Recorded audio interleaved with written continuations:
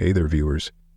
The courtroom fell dead silent as Diddy took the stand, and then he started naming names. One after another, he exposed the celebrities allegedly tied to what he called his cult. The judge was stunned. The room frozen. What he revealed today changes everything. Let's get into it. Chapter 1. The courtroom was reconfigured. Got in before the sun did, like always. The courthouse hums different before it wakes up. Floors still cold from the night. Lights half on, coffee machines still gurgling. It's the kind of quiet that makes your footsteps sound too loud, like you're interrupting something that shouldn't be disturbed. I've been the morning tech for 12 years now, and I like it that way.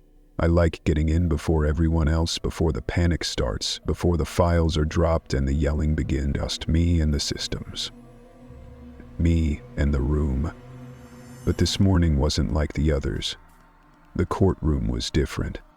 First thing I noticed was the chairs. Row A had been pulled back nearly a foot from their original markers, their placement taped out on the floor in bold yellow lines. I know those lines. I painted them myself when we got the upgrade in 2019. You don't just move federal furniture without clearance, and no one told me clearance was coming. That was the first thing. The second was the drapes. We don't usually touch the heavy blackout curtains unless it's media day, or there's a high-profile ID being shielded. But every single one had been pulled tight and fastened with black nylon straps. Military grade, not courthouse standard. One of them still had the tag on it, some inventory number I didn't recognize. Not ours. I checked the docket, no scheduled media, no juvenile witnesses, no foreign dignitaries. Just one name for the day's session. Combs, Sean J. Inmate 37,452.54 status. Status, transport confirmed. Time, 9:00 AM sealed testimony. Federal override. I'd seen his name on security memos all week, but figured it was just another pre-trial stunt, another delay, another outburst. Nothing stuck. But this felt different. When I logged into the AV system, half the microphones had been muted in the back and control. That's not normal. Microphones don't get muted from the federal side unless it's surveillance only. Even the judge's bench mic was reduced to local only, meaning it would be heard in the room but not recorded on any channel. I stared at the override screen for a long time.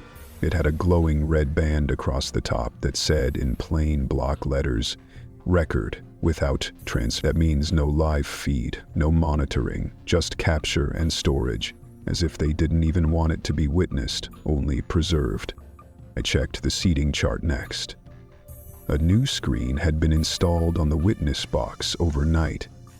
That was the strangest thing. It wasn't like the old ones, plexiglass and steel, clunky and obvious. This one was dark gray, curved with polarized surface layers, like a one-way mirror turned inside out. I touched it. It didn't even smudge. I don't know who installed it, but it wasn't from our equipment cage. We don't have anything like that. I walked to the center of the room, right by the podium where the witness would sit. I was adjusting the angle on the central boom mic when I saw it. A note, small, torn from a yellow legal pad, taped deliberately to the bottom of the podium. It said, in someone's handwriting, blocky and pressed hard enough to imprint on the next page. If he speaks, write everything down, even what isn't said. That's when I realized this wasn't going to be just another hearing. This wasn't about a plea, or a strategy shift, or some stall tactic from his lawyers. He was going to talk. Under oath. And apparently everyone expected it to be something that required translation? The air started to shift, not metaphorically, literally. The vents changed tone. That's when I knew the external units had kicked in. We don't run filtration systems unless ordered by Homeland. It meant federal witnesses, or worse, federal observers. I looked up. Sure enough, the ceiling grill near the east wall had a new sensor ring blinking blue. You don't get blue blinks unless someone is monitoring biometric feedback from the room. At about 7:45, a dolly rolled in.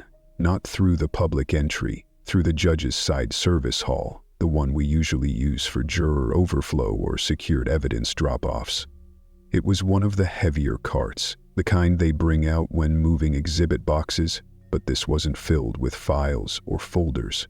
Just one case, a leather box, black, wide as a coffin but flat, and embossed with a federal seal I couldn't identify. Not FBI, not marshals, something else. The tag tied to the handle read, E1, testimony override, cult allegations. The clerk who wheeled it in said nothing. He didn't look at me, didn't acknowledge my clearance badge or nod like most of them do, just parked it near the front bench and left through the same private hall. I stood there staring at that box for a long time, long enough to wonder how many people knew what was about to happen, or what that word even meant. Cult. I've heard it whispered before, in this building, in break rooms, but not attached to names like his.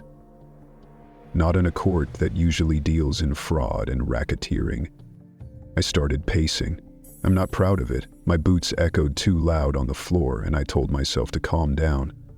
I've worked terrorism trials, gang lords, billion-dollar fraud rings. I've heard things in wiretaps that make you sick for days. But something about this felt ancient. Like we were reopening something that never wanted to be named in daylight again. At 8:30, the first marshal came in. Black fatigues, face masked, not a COVID mask either. Tactical. His eyes scanned everything, corners, lighting, vents. He nodded once to me and tapped his radio.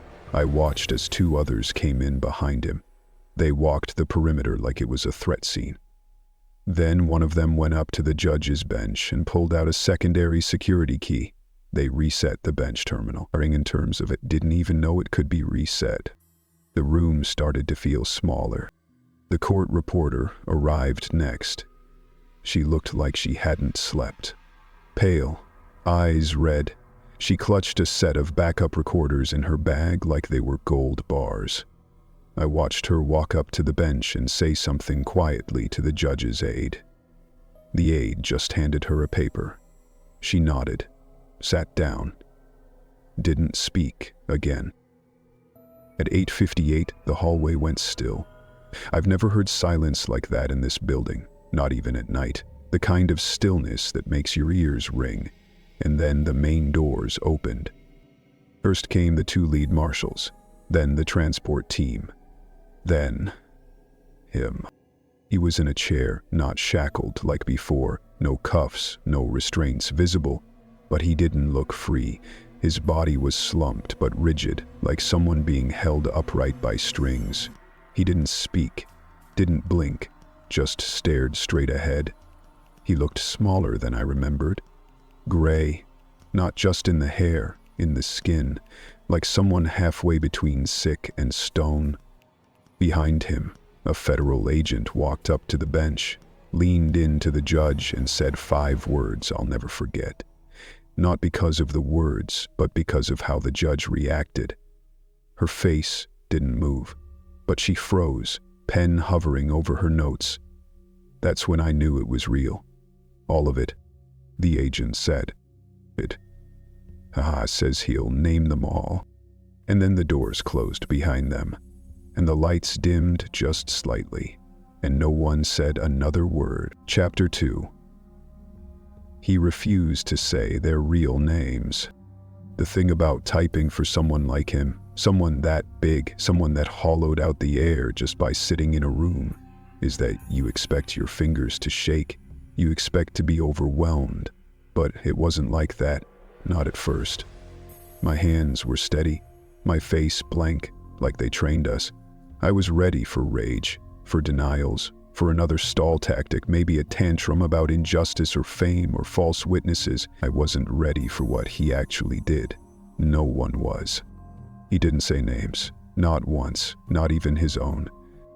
He sat down slowly, like the chair might vanish under him, and for a while, he didn't speak at all. The room was quiet, except for the sound of my typing test window open on the sealed terminal in front of me. We always run a warm-up before testimony just to make sure the keystrokes are syncing. I kept tapping random characters waiting for a prompt. The judge cleared her throat. She told him to begin, told him he was under oath, told him that silence at this point would not be protection. That's when he looked up. His voice didn't match his body. That body was tired, loose, fading at the edges. But the voice, it came out sharp, clean, not loud, but crisp, like a whisper you can hear through walls. Every syllable fell into place with surgical calm. He said the air of night music was first, and I froze.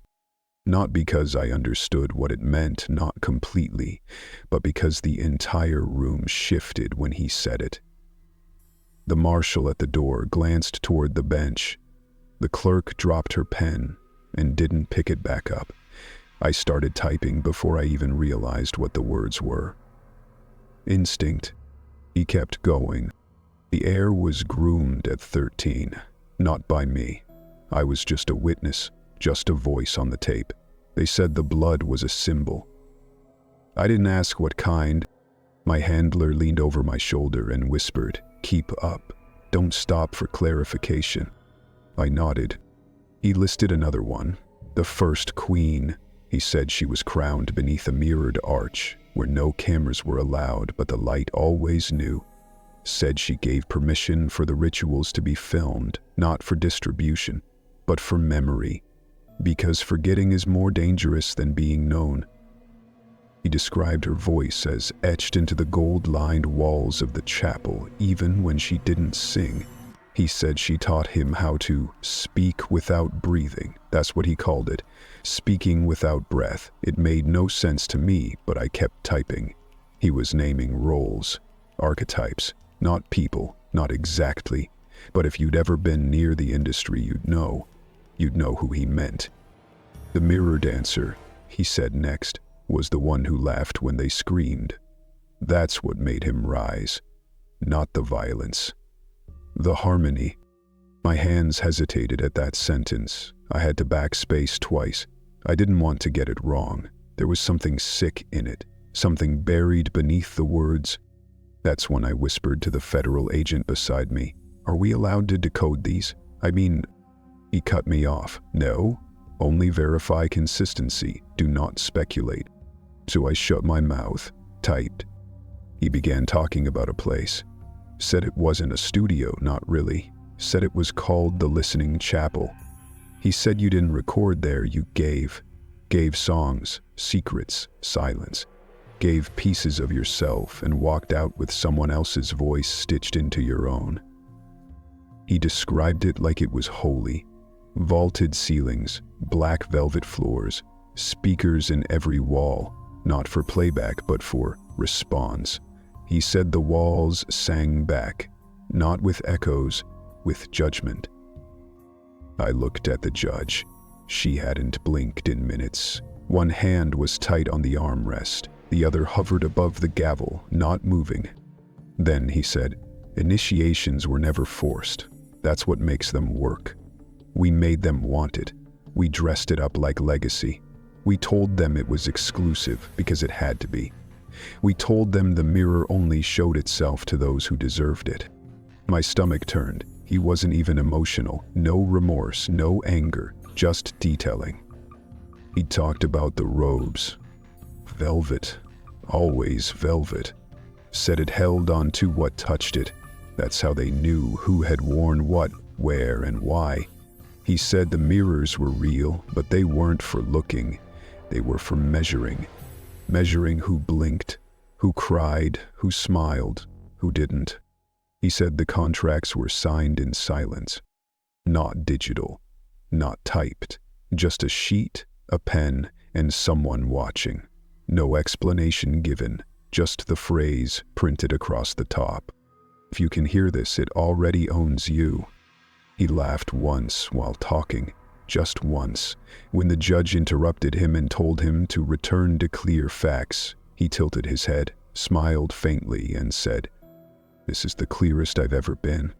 She banged the gavel, ordered him to stay within legal relevance. He nodded like a student being scolded. And then he continued without pause.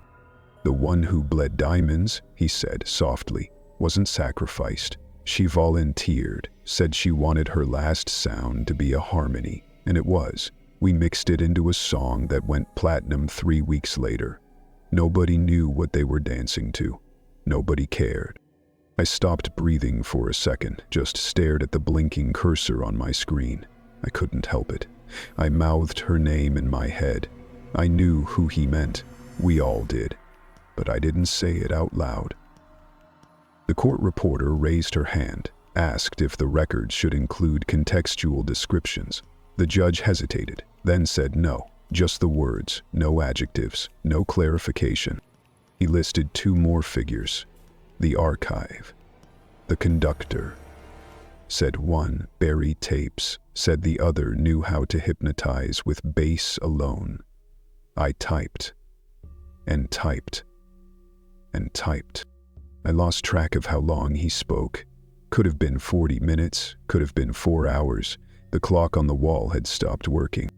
He never raised his voice, never got agitated. He just kept describing rooms, describing ceremonies, describing music that wasn't music. One phrase stuck with me more than the rest. He said, "You don't understand. It wasn't just abuse. It was arrangement. We were building a choir, but the music wasn't heard. It was believed." That's when I started to shake, not from what he was saying, but from how calmly he was saying it, like he'd rehearsed, like he wasn't confessing, he was conducting. The judge interrupted him a second time, ordering a recess. He refused, not loudly, just sat still and said, "If I stop, I won't start again. They're listening now. They want to know if I'll flinch." Everyone stayed seated. He ended the session with a single glance in my direction, looked me right in the face, like he'd known the whole time that I was typing, that I was trying to make sense of it. And he smiled. Not a happy smile, not smug, just calm. Then he said, "You're typing what they taught you to forget." That was the last line I typed before the judge slammed the gavel and called the day done. I couldn't look at him after that. I just closed the transcript, logged out of the terminal, sat there for a long time listening to the silence, wondering if anything he said could ever be played again without changing the air in the room. Chapter 3. The Ones Who Watched. They never tell me why I'm brought in, not officially. My clearance just updates and a badge shows up with the right courtroom stamped into it. Sometimes it's for asylum hearings, other times for war crime depositions or drug cartel testimonies. Today I was supposed to assist with non-English witness coordination. At least that's what the docket said. But when I arrived, there were no foreign witnesses waiting. Just a booth, already powered on, overlooking a courtroom I was instructed not to enter. A sealed session, federal override. I was told I'd be listening in, not translating in real time, but observing for linguistic patterns, whatever that meant. They handed me a list before I stepped into the soundproof glass cubicle. It was 3 pages, no names, just code names. The Air of Night Music, the Mirror Dancer, the One Who Bled Diamonds. My job, they said, was to highlight any known correlation to past interviews, from immigration, foreign law enforcement, or witness protection logs. I was to flag overlapping descriptions, rituals, or phrases, and I wasn't allowed to bring a pen into the room, only a digital input tablet with a red flagging protocol hard-coded into it. I sat down, put on the headset, and the moment I tuned into the session below, my skin prickled. Diddy was speaking again. The same voice I'd heard years ago in half-muffled documentaries and award show recordings, only now stripped of all the swagger. What remained wasn't a performance. It was a recitation, steady, controlled, like someone reciting scripture. He was describing a structure called the Listening Chapel. Again. Said it had 6 mirrors, but only 5 on the walls. The 6th, he claimed, was for those who wanted to disappear correctly. That one, he said, was set into the floor, where light cannot reach and sound cannot escape. Feeling, I froze. Not because I understood it right away, but because I'd heard that phrase before. Not in court, not in any official setting, but 5 years ago during a routine intake translation for an international visa delay. There was a girl, 17, maybe 18, a singer from a Balkan country, I won't say which. She had been scheduled to tour with a major label's global showcase, a big cross-continent concert program designed to bring cultural unity through music. She disappeared mid-tour, reappeared in Germany 2 weeks later, confused, panicked, and unwilling to speak to anyone except for her translator. That translator was me. I remember her words now like they're burned into the back of my throat. It had no doors, no echoes. I stood on it, the mirror in the floor. You look down and it looks back, but not at you, at something behind you. She said she was told to sing a note, just one note, over and over until she felt like it wasn't mine anymore. She said someone in a velvet robe walked in, said nothing, just watched her, then handed her a necklace shaped like a triangle, missing the bottom line, said, "Welcome to the silent choir." Her story was dismissed, claimed to be the result of trauma, exhaustion, hysteria. She was sent home, her music deal revoked. Nobody followed up. But now, listening to him say it out loud, the same symbol, the same ritual, the same mirror in the floor, I felt like the air thinned out inside the booth. I flagged the first term, silent choir, then another, second mirror, then velvet initiation. Before long, I had a dozen tags stacked on my tablet, each one tied to something I'd heard over the years. Bits and pieces, rumors from artists who disappeared after one hit, dancers who said they stepped wrong in certain studios and were never booked again, engineers who swore that certain rooms were bugged, not for surveillance but for instruction. Diddy wasn't just naming people, he was outlining a ritual hierarchy. The same structure mirrored across continents. Different names, same roles, same robes, same contract lines that no one ever explained, only demanded signed. He spoke of something called the drowning note, said it was used to test loyalty. A sound played in a closed room, only certain people could hear it fully. Those were kept. The rest were told they weren't ready, sent back, never contacted again. Some of them ended up in rehab, others disappeared. One washed up outside a marina in Spain. I remember translating that report. They found a small pendant near his body, a triangle, no base, a crown inside. My hand hovered over the tablet. I didn't even realize my nails had dug into my palm. I flagged it. He mentioned Echo's protocols. That one I knew, or at least I knew versions of it.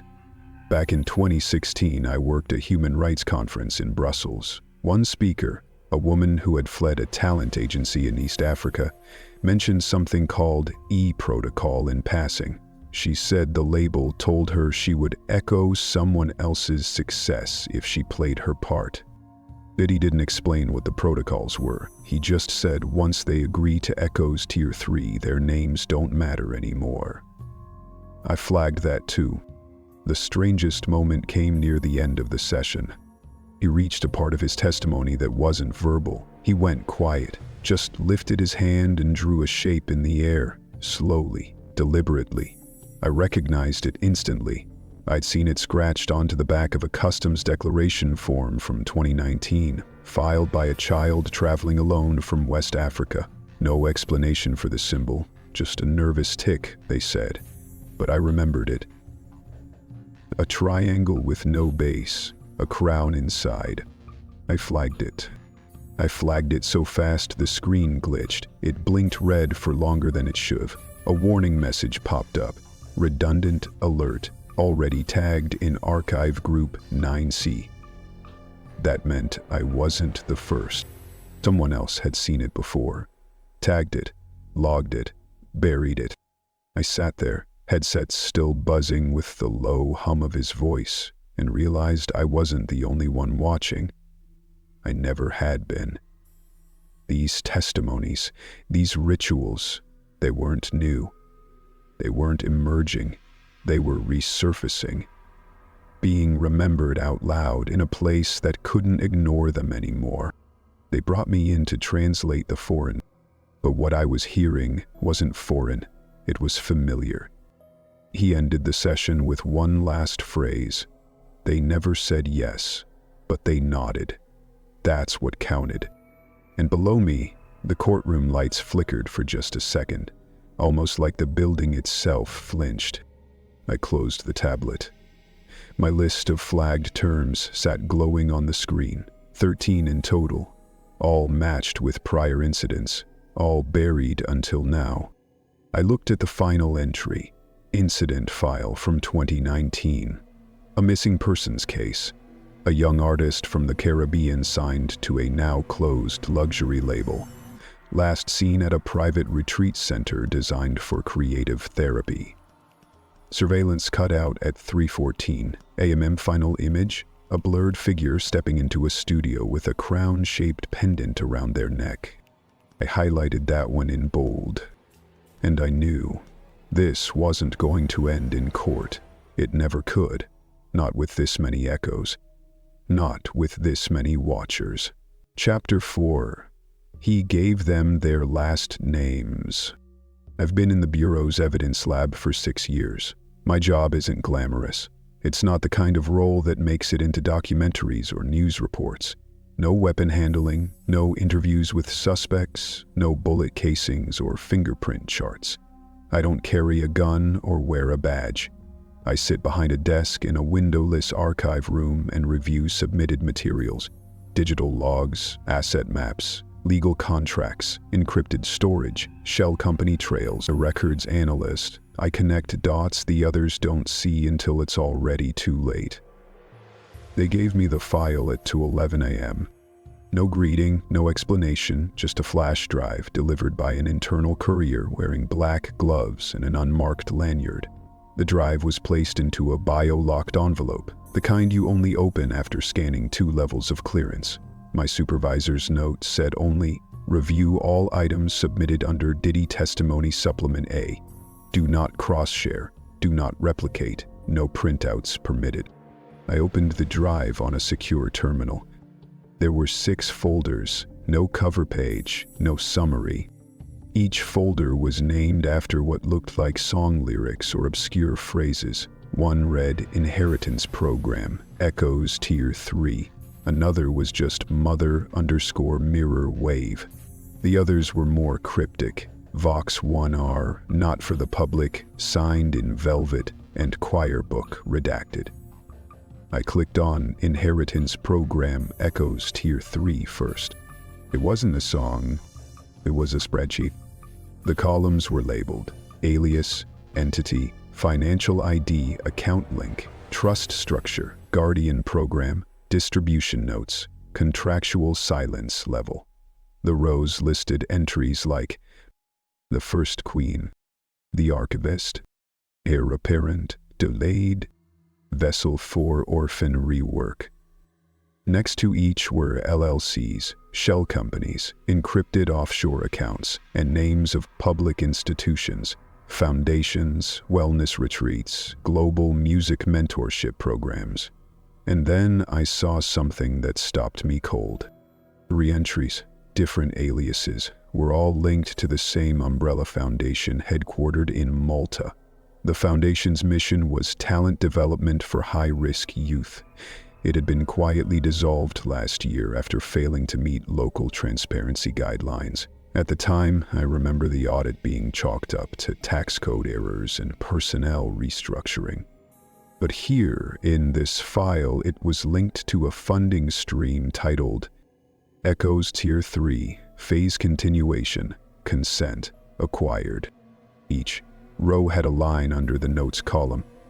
The one that shook me the most said, Media persona successfully separated from asset. No retrieval necessary unless exposure risk exceeds 0.7. I didn't know what that meant, but I flagged it internally under Code Yellow, possible influence operation involving financial coercion. I moved on to the file labeled Signed in Velvet. It was a contract, scanned from paper, watermarked with a spiral emblem I didn't recognize. The text was in a mix of legalese and poetic language. Most of the opening page was about creative legacy, emotional continuity, and mirror-based ownership. There was no clear mention of who signed it, but at the bottom, beneath the signature line, there was one single line typed in all caps. This agreement supersedes identity. Below that, it simply said, they weren't signing record deals. They were signing consent to forget. I leaned back in my chair. The room was too quiet. No hum from the hallway outside, no creak of old filing cabinets. The silence felt artificial, controlled, like even the sound had been told to hush. I opened the final folder. Choir book redacted. It was a list, a long one. Not of names, but of code names, much like what I'd seen in testimony transcripts. The mirror dancer, the one who bled diamonds, the veil, he who listens from the floor. But next to each, there were entries like 12-month staging phase, Canada program loop complete, Swiss retreat session inconclusive, Echoes loop resync recommended. It read like a project log, except the projects were people, artists, public faces. I started cross-referencing entity names with international contracts and old label agreements. I knew some of the shell companies. They'd been listed in unrelated probes before. Trafficking stings in Thailand, bribery investigations in Monaco, a stolen identities case tied to a now-defunct South African publishing firm. But they were always dismissed as too distant from the US music industry to investigate. Now they were all here, threaded together through aliases, masked payments, and a phrase I kept seeing over and over in the metadata. We witness the velvet, but name no names. Some of the files were corrupted. Others had entire black boxes where entries should be. I clicked on a scrambled audio log labeled mother_mirror wav, but got nothing but static and one clipped female voice repeating a phrase I couldn't fully make out. Came through the floor, not the door. The worst part? It wasn't just artists being documented. There were entries for caretaker, 1, housekeeper, vocal memory retainer, studio lighting coordinator, and facility silence handler. Regular people, background crew, assistants, people who'd probably been told they were just helping out for a tour, shoot, or video concept. People whose names were only recorded as numbers or functional roles. One row caught my eye. Witness protocol. If memory fracture exceeds acceptable range, initiate remirroring sequence. What did that mean? Were they experimenting on people's ability to forget, or forcing them to? The further I read, the more it became clear this wasn't just a network. It was a machine of erasure, built to absorb, reflect, and never return a clean version of anyone who went inside it. I sat back and reviewed everything I'd logged. Over half the flagged accounts had since been folded into newer entities, wellness initiatives, therapy resorts, remote talent lodges, places that all shared one thing in common. They had been quietly shut down in the last 2 years with no public explanation. And the owners? Always the same kind of person, smiling, donating, inviting young artists in with open arms and velvet couches. And that's when I realized he didn't need to name them. He'd given them something worse. He'd given them their last names, the names they were handed when they were reborn inside the system. Not the ones they were born with, not the ones they used on stage, but the names that lived in black contracts and redacted spreadsheets and multi-million-dollar trust agreements that never once called them human. I highlighted one phrase before closing the files. Identity, terminated via consent chain. Final classification, echoed asset. And suddenly the silence in the room wasn't just from the servers. It was the sound of a choir I'd never heard before. And it was still singing. Chapter 5. One of them was in the room. It was day 2 of testimony, and I was already exhausted. In this job, exhaustion doesn't mean sleepy. It means alertness twisted so tight it becomes a kind of slow-burning anxiety. I've guarded murderers, politicians, billionaires who thought they were gods, and gods who turned out to be ghosts. But I've never stood post in a room that felt more like a trap than a courtroom. From the moment I took my position at the northwest corner, diagonal from the main entrance, I knew something was off again. The same darkness in the air, same dead-weight silence that made every shuffle of feet sound like thunder. Diddy had already been wheeled in by the time I took up position. He didn't look up, didn't blink. The sedation hadn't worn off, but it hadn't shut him up either. Somehow he still spoke like a man reading from memory that wasn't his. But today wasn't about him, not really.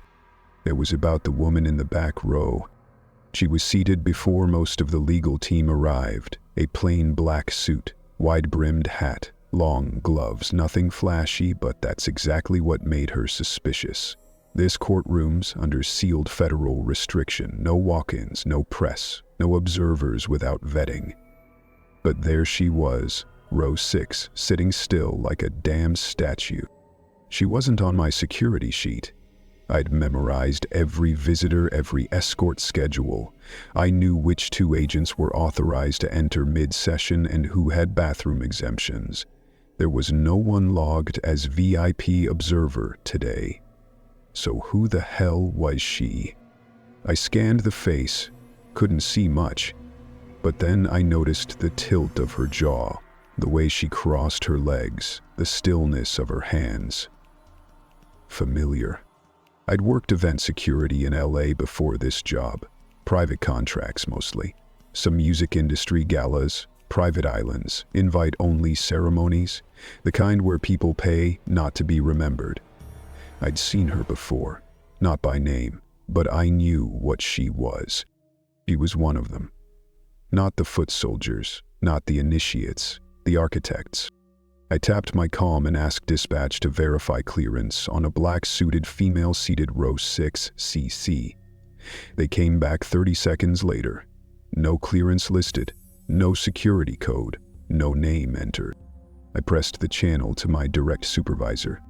Unregistered visitor in sealed chamber. Do I remove? There was silence for longer than there should be. Then the response came through. Negative. Do not engage. Priority is continuity. The list is more important than the presence. I repeated the words in my head a few times just to be sure I wasn't hallucinating. The list is more important than the presence. What the hell kind of directive is that? But I obeyed. That's the job. You don't make calls, you enforce the ones already made. And so I stayed where I was, pulse a little faster now, watching the man at the witness stand, and the woman who wouldn't look away. Diddy started talking again. Today's phrases were less organized, not as crisp, more fragmented, but certain ones cut right through the haze. You never bled, but you drank. The woman didn't flinch. She didn't smile. She just blinked, once, and lowered her head slightly. He said, "You were the first to teach me silence could be a performance." She tilted her head. He continued, "You hosted the second mirror, the one in the floor." That's when my breath caught. Second mirror. I remembered the coded entries in our prep brief. The term appeared in 6 incidents across 5 countries, all redacted, all dismissed as ritual exaggeration by unstable witnesses. But here he was again, naming it like it was an address, and he was pointing it right at her. No names, just the weight of the sentence. Diddy wasn't just confessing anymore. He was communicating. He was delivering a message. I looked around. None of the legal team seemed to notice, or maybe they did and chose not to react. But I could feel it. He was speaking through the court, past the judge, past the federal cameras, and straight into that seat in row 6. He said, "They won't know your face, but they'll remember the temperature when you walked in." I shivered. The judge called for a short recess. The gavel cracked and echoed sharp in the sealed room. Everyone stood, except her. She waited until the room began to shuffle, then rose silently, smooth, like smoke. I started to move, just instinct, but my calm buzzed again. "Do not approach the observer. Maintain position." She turned toward the exit, and as she passed the defense table, Diddy looked up for the first time that morning. They didn't speak, but something passed between them. A current. An old, terrible rhythm. She walked out without a sound. No escort, no ID scan, no questions. Just like that. On. As the room settled back into awkward movement, I looked back at Diddy. He hadn't taken his eyes off the door. Even now, with her gone, he just stared through it like it still had something to say. Then, quietly, he turned to me. I wasn't close to him, I wasn't even in his peripheral. But he looked straight at me, like he'd known the exact position of every guard in that room. And he said, "She was the first queen. She will never be named. But you saw her?" My blood ran cold, 'cause he was right. I'd seen her. I still don't know her name. I doubt anyone will ever write it down, but I know what I saw. I know the way the room changed when she walked in, the way the light dimmed just slightly, the way every sound seemed to curve around her, like it was afraid to land on her skin. I know what she was. And if she was in that courtroom, silently watching, then everything he said was true. Worse, it meant he wasn't done. And he was still performing. Chapter 6. The girl with the oil on her hands. I never planned to talk about any of it. Not to anyone. Not even my own daughter. And she used to beg me to tell her about the parties, the celebrities, the mansion with the marble floors, and the infinity pool that curved around the backyard, like something out of a music video. I'd just tell her I cleaned towels. That was it. That's all I did. But now I think I knew I was lying even to myself. They brought me here last week. Witness protection. They don't tell me where this place is, and I don't ask. The curtains stay drawn. The back gate has a lock with no key, just a sensor I'm not allowed to touch. Everything smells like plastic and lemon oil. Not like his house. Not like the one I worked in for 3 years, back when I thought I was just folding laundry and wiping down kitchen islands. I told them I'd only give a statement, not testify, not show my face, not sit in a courtroom. But after they told me what he said during the sealed session, I couldn't stay quiet anymore, because I saw her. It was sometime in 2021, early summer, the kind of night where the air buzzes even before the guests arrive, and everyone walks a little faster without knowing why. I'd done my usual rounds. Kitchen check, linens, garden lights. There was always someone watching, someone who made notes if you lingered too long in the wrong hallway. That night there was a party. Not the kind they posted on Instagram with champagne fountains and fireworks. No photographers, no music blasting through the house. This one was quiet, private. The kind where the guests didn't come in through the front gates. I was told to stick to the east wing. That's how I knew something was wrong when I saw her. She wasn't supposed to be there. A girl, young, definitely under 20, maybe even under 18, stepped out of one of the guest suites barefoot. Her mascara was streaked across her cheeks. She wasn't crying. That was the worst part. She was completely silent. Her hands shimmered, not wet, not greasy, slick, oily. It glistened in the hallway light, that soft blue glow they kept near the baseboards for ambience. She just stood there for a few seconds, hands open at her sides, palms down like she didn't want to touch anything. I took one step forward, just one, and she turned her head like she'd heard me, but her eyes didn't meet mine. They were vacant, floating somewhere else, as if she hadn't come back from wherever she'd just been. Then someone came out of the room behind her. I didn't know his real name, but we all called him the host. He wasn't staff. He didn't belong to security. He was the one who oversaw the experiences, as the others whispered. He never raised his voice, never looked rushed, always in those soft slippers, the ones that made no sound on tile. He put a hand gently on her shoulder, like he was guiding a doll, and turned her back toward the hallway. She didn't resist. They disappeared around the corner, down toward the stairs that led under the pool deck. I never saw her again. The next morning, the sheets from that room were already stripped, bagged, and marked for disposal. Not the usual linens. These were imported, custom embroidered, expensive. Thrown out. I told myself to forget it, like I had with other things, like I had when I saw the velvet ropes being carried into the recording lounge, like I had when I found feathers. Not costume feathers, but real, long, black feathers stuffed behind the cushions of the soundproof booth. I had learned to forget. That was part of the job. Until 2 weeks later, I was dusting the private office, the one hidden behind the sliding bookshelf, when I bumped something on the desk. It looked like a metronome, one of those old ones with the swinging metal arm. But when I moved it, it clicked. Not like a music tool, more like a switch. The bottom popped open, and inside was a flash drive. Black.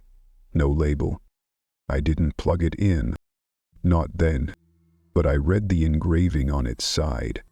Echoist Initiation B. That word echoes, it stuck with me. I didn't know what it meant. Not fully. But I remembered hearing it whispered once in the hallway. Late at night. One of the bodyguards had muttered something like, "She passed Echo's Tier 1 last time. They'll want her back." The other guy just nodded. No emotion, like they were discussing weather. I never plugged in the drive. I didn't want to hear what it held, but I didn't throw it away either. I hid it behind the panel in the cleaning closet, and I kept working. Until last month, when the stories started breaking. When I saw that mugshot, that hollowed-out face, and then the rumors, the sealed court dates, the transcripts no one was allowed to read. They said he was talking now, that he was naming things, not people, titles, events. They said he mentioned a place called the Listening Chapel and a ritual involving mirrors and oil. That was when I called the number one of the drivers had slipped me years ago. "Just in case," he said, "just in case you ever want out." Now, I'm here, in this room that smells like bleach and bureaucracy, telling a federal agent what I saw, what I didn't see, what I tried to forget. I handed over the flash drive, but I told them that wasn't the only thing. There's a safe under the studio stairs.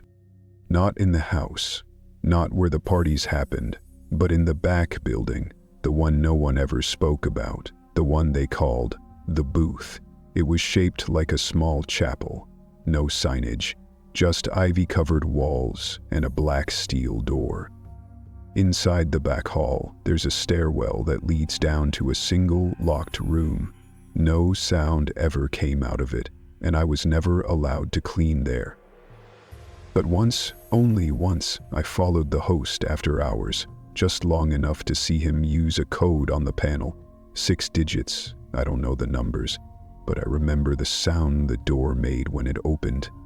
Not a creak, not a buzz, a tone, soft, musical tone, like the beginning of a lullaby.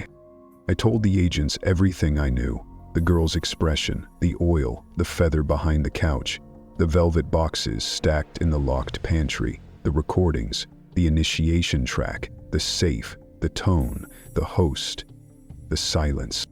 And I told them, I don't want my name on anything. I don't know if she's still down there, or if there's another girl who took her place. And I don't want to hear the music ever again. The file that sealed the courtroom. The courthouse basement doesn't get sunlight. It doesn't get cleaned as often either. Down there, the walls sweat. Not literally, but enough that the paint always looks damp, like it's trying to forget something. That's where they keep the technical surveillance chamber, where I work. A sealed room inside a government building that already doesn't want to be seen. That's me. The one behind the cables, patch logs, time-stamped backups. Court sessions go in, tapes and transcripts come out. Or at least that's how it's supposed to work. That day, none of it went the way it was supposed to. It was the end of Diddy's final testimony, or what we were told was final. The whole building had been shifting around his presence like it couldn't make up its mind whether to bury him or make room for more. One more day. One more admission. One more name or title or gesture. The judge had ordered a complete AV lockdown, not just standard restricted access, total isolation of all input/output logs. That meant the system wouldn't live stream, wouldn't upload, wouldn't even mirror the footage to our usual off-site cloud drives. That had only happened once before in the 10 years I'd worked here, and that time, the courtroom was empty by the next morning. So my job was simple: archive everything, store it all in our red-level evidence drive, check for duplication errors, validate encryption layers, then format the terminals. At least, that's how it was written up. I started my process around 6:40 p.m. after the chamber had been cleared. The courtroom was already sealed. Thick black curtains pulled across every pane, even over the security windows. 2 marshals stood at the entrance and didn't say a word when I walked past them with my scanner bag. I booted up the console. Usually the data queue is predictable. Audio, visual, metadata, procedural reports. But this time, there was a folder I didn't recognize. It was embedded, hidden 4 levels deep, misnamed under a routine calibration file. White_noise_B. Well, it wasn't on the checklist, not in the judge's override manifest, not in the system report, but it had a timestamp, one that lined up perfectly with the final hour of Diddy's last testimony. So I opened it. On a separate system, isolated terminal, no network, no trace. It started like nothing, static, real soft, like the low hum of an old TV left on overnight. Then came the voice. One voice. Male. Repeating titles. Not names, titles. The heir of night music, the one who bled diamonds, the conductor, the mirror dancer, the first queen. Over and over. Then came the sound bites. Clipped. Warped. Familiar voices. Too familiar. Some sounded like artists you'd hear on the radio. Others like people from acceptance speeches, interviews, award stages. Some lines were clear. Others mangled by reverb or pitch distortion. It was like someone had taken pieces of real voices and sewn them together to echo the titles. Then came the music. A song. One I knew. A hit from years ago. One of those anthems that gets played during every commercial break, every wedding reception, every 4th playlist on every streaming platform.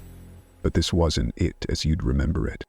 It was the same melody, but reversed, slowed down to a quarter speed, turned into something haunting, something that pressed in from the edges of the speaker like it wanted to crawl into the room with you.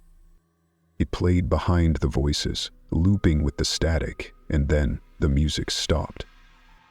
There was silence.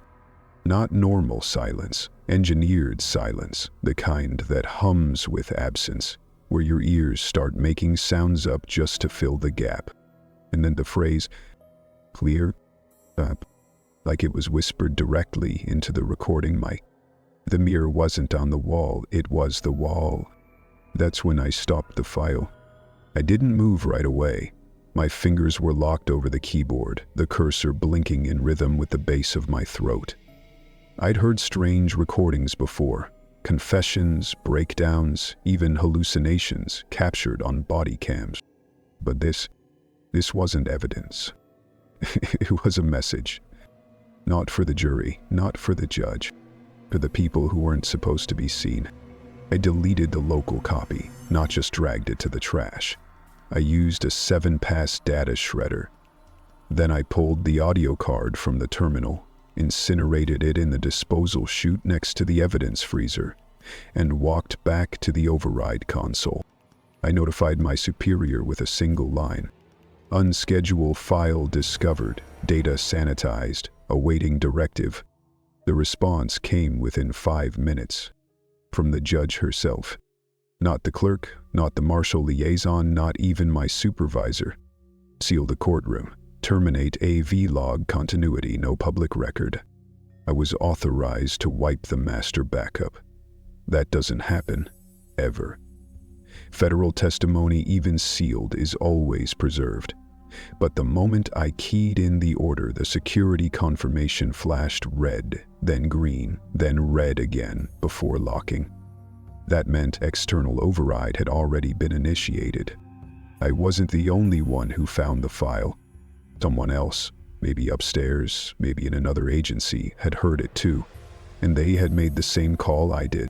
Burn it. The room felt heavier after that. The lights didn't brighten when I stood up. The walls looked more gray than white. My hands smelled faintly of static and plastic. You wouldn't think silence has a smell, but it does. And I started to think, what if that file wasn't a glitch? What if it wasn't hidden accidentally? What if it was planted? A final signature. A reminder that the mirror we keep looking for on the wall, the one we think reflects us, isn't a piece of glass.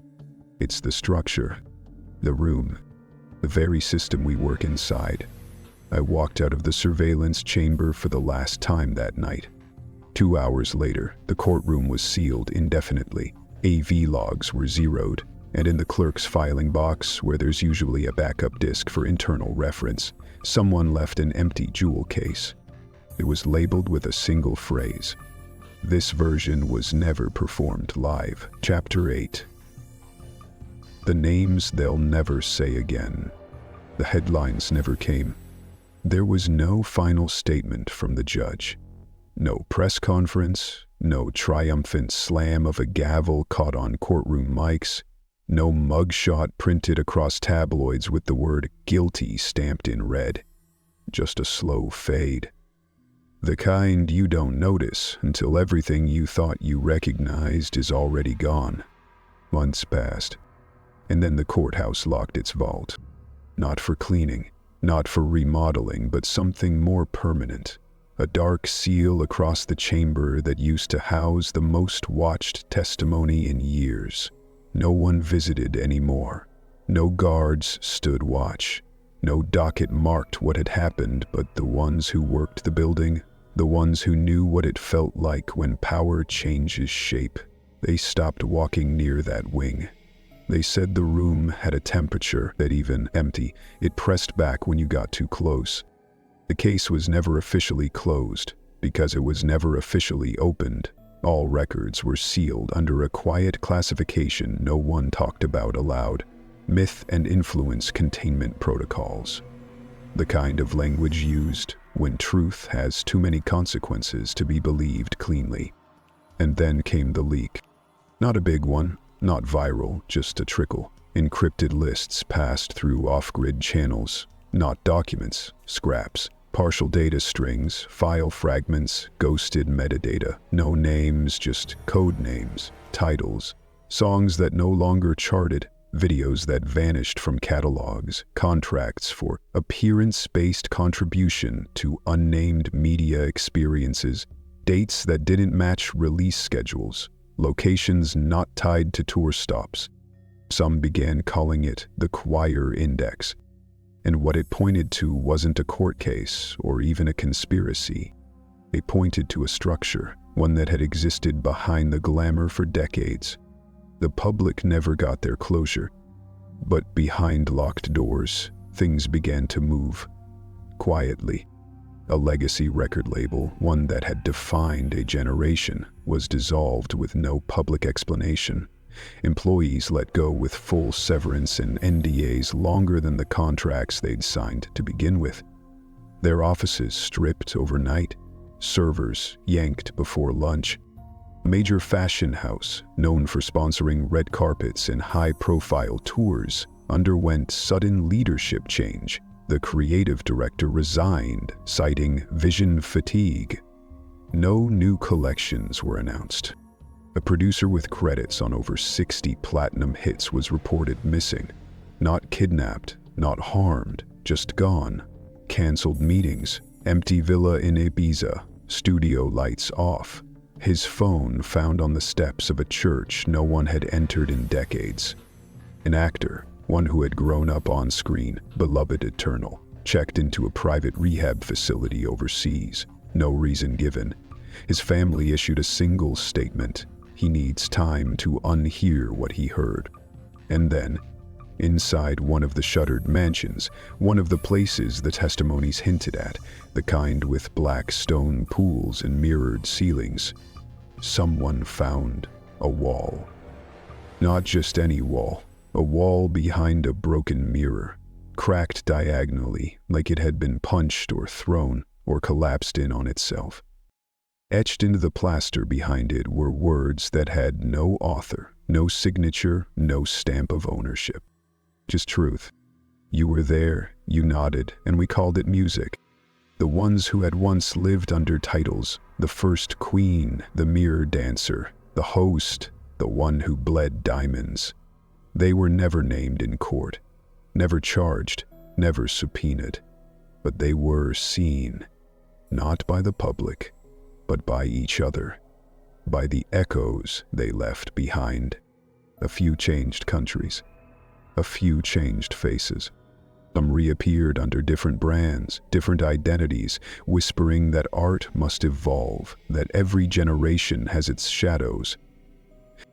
Others, they vanished completely, retired, meditated, disappeared into wellness retreats that never listed an address.